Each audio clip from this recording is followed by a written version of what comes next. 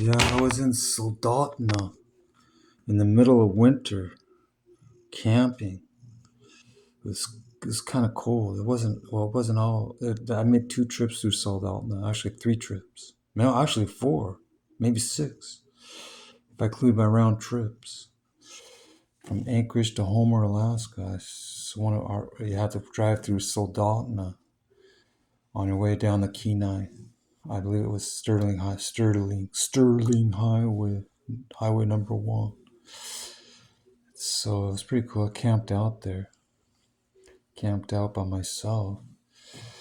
Had my dome tent. I paid for camping. I think I paid $15 to camp there, right on the river, the Kenai River.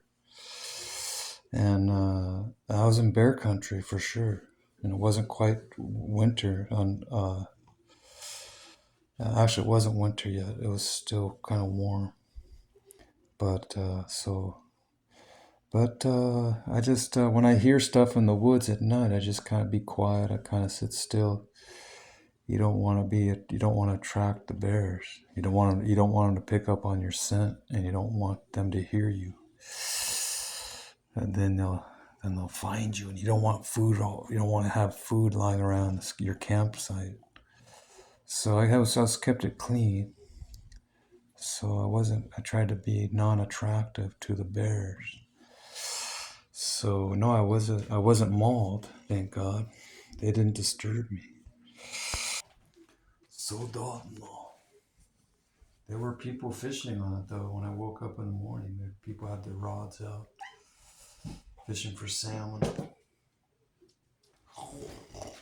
Yeah.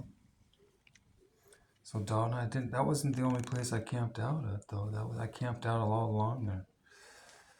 What I was doing, I was sometimes I would take there was a special shuttle you can take, like a van with that tows a trailer. So it's like $100 from Anchorage all the way down to Homer. So I'd either get on that or I would hitchhike. So I'd walk part of the way, hitchhike part of the way, then they'd take me so far, then I have to walk for several miles, get picked up again, and they drive me another 100 miles. Sometimes I got lucky and they drove me a few hundred miles before I had to hitchhike with somebody else. Sometimes I got lucky. Sometimes I had to hitchhike more than once, several times, just to get from point A to point B. I had to do that to get to Seward. When I was doing a job working at high school seafoods,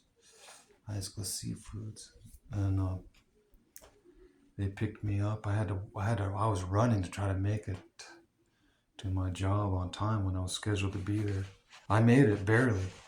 I was so tired. I was like running for like a third of the way, hitchhiking and running all the way to Homer from Anchorage with my 200 pound backpack. Yeah, I was in shape. I got down to 165.